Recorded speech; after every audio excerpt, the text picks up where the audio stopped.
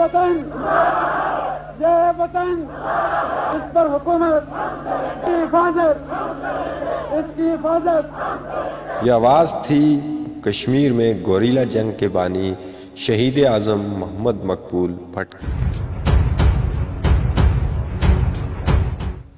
मोहम्मद मकबूल भट्ट शहीद भारतीय मकबूजा कश्मीर के ज़िला कपवाड़ा के गांव त्रिगाम में 18 फरवरी 1938 को पैदा हुए।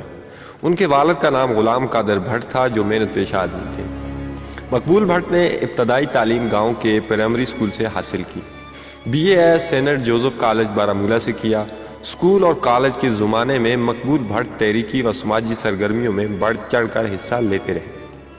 मकबूल भट्ट की इन सरगर्मियों को देखकर कॉलेज के ईसाई प्रिंसिपल ने पेशनगोई की थी कि ये नौजवान कोई बड़ा कारनामा सर अंजाम देगा या फिर मौत के घाट उतार दिया जाएगा। मकबूल भट्ट ने जब BA का इम्तिहान दिया, उस वक्त वादी कश्मीर शेख अब्दुल्ला की गिरफ्तारी के सबब शदीद हंगामों की लपेट में थी। चनाचा BA का इम्तिहान पास करने के बाद वो 1958 को अपने चाचा अब्दुल अजीज़ के हमराज जंग बंदी लाइन अबूर करके आज़ाद कश्मीर में दाखिल हो गए। पाकिस्तान के सरहदी मुहाफ़िज़ों ने उन्हें पूछगछ के लिए किला मुज़फ़्फ़राबाद में नज़रबंद कर दिया। रिहाई के बाद मकबूल भट्ट पेशावर में सुकूनत पज़ीर हुए, जहाँ मोहब्बत खान नामी एक कश्मीरी की काविश से उन्हें पेशावर यूनिवर्सिटी में MA में दाखिला मिल गया। तालीम के साथ साथ वो पेशावर से शाया होने वाले एक अखबार इंजाम में भी काम करते रहे। उन्होंने एक हफ्तावार रसाला शुरू किया, लेकिन उसे माली मजबूरी के सबब जारी न रख सके। आपने पेशावर यूनिवर्सिटी से MA उर्दू और MA सहाफ़त की डिग्रियां हासिल की। 1961 में उनकी शादी राजा बेगम से हुई, जिससे 2 बेटे पैदा हुए, जावेद मकबूल और शौकत मकबूल। मकबूल भट्ट ने KH खुर्शीद के दौरे सदारत में 1960 में BD सिस्टम के तहत होने वाले आज़ाद कश्मीर के पहले बल्दियाती इंतखाबात में बतौर उम्मीदवार हिस्सा लिया और कामयाब हुए। 1965 में उन्होंने एक स्कूल मुहल्लमा ज़ाकरा बेगम से शादी की, जिससे एक बेटी पैदा हुई। 1965 में मकबूल भट्ट और उनके साथियों ने महाज राय शुमारी के नाम से एक सियासी जमात की बुनियाद रखी। अप्रैल 1965 में सियालकोट के मकाम पर महाज का पहला इज्तिमा मुनक्कद हुआ, जिसमें मकबूल भट्ट महाज के पब्लिसिटी सेक्रेटरी मुकर्रर हुए। महाज से फारग होने के बाद महाज के मरकजी अहदेदारों ने सियालकोट और जम्मू के दरमियान सुचीतगढ़ के बॉर्डर पर जाकर मकबूजा वतन जम्मू कश्मीर की मट्टी हाथ में उठाकर हलफ उठाया कि वो उस धरती की इज्जत व आज़ादी के लिए जान की कुर्बानी से भी दरेग नहीं करेंगे। मकबूल भट्ट और उनके एक दोस्त अमानुल्लाह खान ने 13 अगस्त को महाज के एक खुफिया अस्करी वंग नेशनल लिबरेशन फ्रंट की बुनियाद रखी, जिसके क़याम का मकसद ये था कि कश्मीरी नौजवानों को अस्करी तरबियत देकर भारत की काबिज़ अफवाज के ख़िलाफ़ लड़ने के लिए तैयार किया जाए। मकबूल भट्ट ने NLF के प्लेटफार्म से कश्मीर की आज़ादी के लिए मुसल्लह जदोजहद का नज़रिया पेश किया, क्योंकि उनका ख्याल था कि आज़ादी मांगने से नहीं मिलती बल्कि गासिब से छीन कर लेना पड़ती। उनका कहना था कि जब तक कश्मीरी हथियार उठाकर काबिज़ अफवाज के ख़िलाफ़ नहीं लड़ेंगे, उस वक्त तक कश्मीर की आज़ादी का ख्वाब ताबीर नहीं होगा।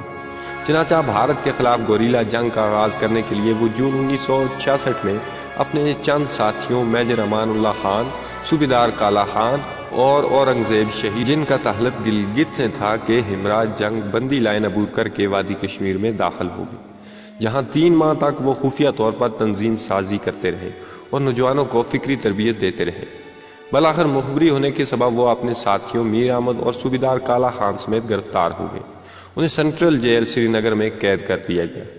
उनका एक साथी औरंगज़ेब, जिनका ताल्लुक गिलगित से था, इस माहरके में शहीद हो गया। मकबूल भट्ट और उनके साथियों पर बगावत फैलाने के जुर्म में मुकदमा कायम किया गया। कश्मीर हाई कोर्ट के एक हिंदू जज ने उन्हें सजाए मौत सुनाई। मकबूल भट्ट ने सजाए मौत सुनाने वाले जज को अदालत के कटहरे में मुखातब करते हुए कहा था, जज साहब, वो रस्सी अभी तैयार नहीं हुई जो मकबूल भट्ट के लिए फांसी का फंदा बन सके। उन्होंने 9 दिसंबर 1968 में अपने 2 साथियों मीर अहमद और चौधरी यासीन के हमरा श्रीनगर जेल में सुरंग लगाकर राह फरार अख्तियार की और कई रोज़ तक बर्फ़ पोश पहाड़ों को अबूर करने के बाद काजी नाग छम के रास्ते आज़ाद कश्मीर पहुँचाए, जहाँ पाकिस्तान की खुफिया एजेंसियों ने उन्हें गिरफ्तार कर लिया और भारतीय एजेंट होने का इल्ज़ाम लगाकर मुज़फ़्फ़राबाद के किला में कैद कर दिया। इस किला में मकबूल भट्ट और उनके साथियों को सख्त अज़ीतें दी गई, लेकिन राय आज़ादी के इन मतवालों के हौसले ثابت قدم رہے۔ کچھ عرصہ تشدد سے گزرنے کے بعد انہیں رہائی ملی تو پھر تاریخی آزادی کشمیر کے لیے سرگرم عمل ہو گئے۔ 1969 میں مقبول بھٹ کو محاذ رائے شماری کا مرکزی صدر منتخب کیا گیا۔ 31 جنوری 1971 کو دو کشمیری نوجوانوں اشرف قریشی اور ہاشم قریشی نے بھارت کا گنگا طیارہ اغوا کیا اور لاہور لے آئے۔ گنگا کے اغوا سے مقبول بھٹ اور ان کے سینکڑوں ساتھیوں کو پاکستان کی مختلف جیلوں میں قید کیا گیا اور جبر و تشدد کا نشانہ بنایا گیا، لیکن ان حریت پسندوں کے حوصلے پست نہ ہوئے۔ مئی 1973 میں گنگا کے مقدمے سے رہائی کے بعد مقبول بھٹ پھر آزادی کے لیے سرگرم عمل ہو۔ انہوں نے 1975 میں آزاد کشمیر قانون ساز اسمبلی کے لیے ابٹاباد اور مری کے حلقوں سے 2 نشستوں پر انتخاب لڑا، لیکن سیٹ حاصل نہ کر سکے۔ البتہ الیکشن مہم میں انہوں نے اپنے وطن کی آزادی کا پیغام گھر گھر پہنچایا۔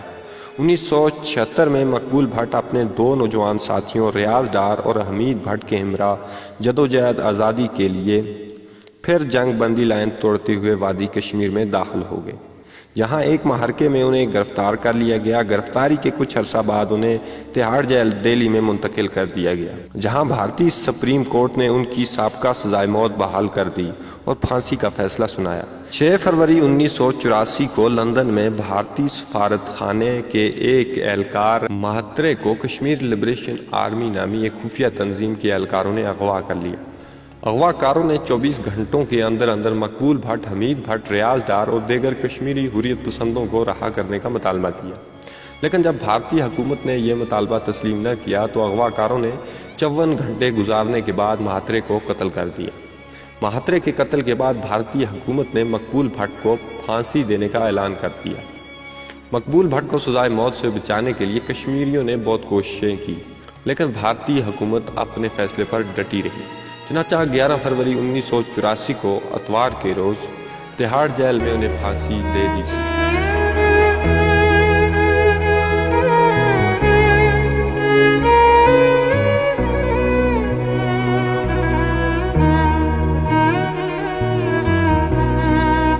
پھانسی کے پھندے پر لٹکتے ہوئے مقبول بھٹ کے آخری الفاظ تھے، میرے وطن تو ضرور آزاد ہوگا۔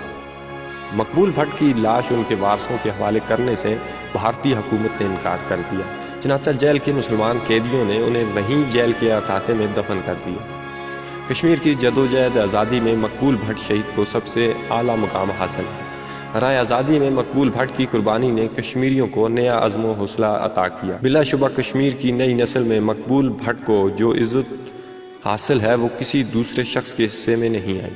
نئی نسل مقبول بھٹ کو جدوجہد آزادی کا ہیرو سمجھتی ہے۔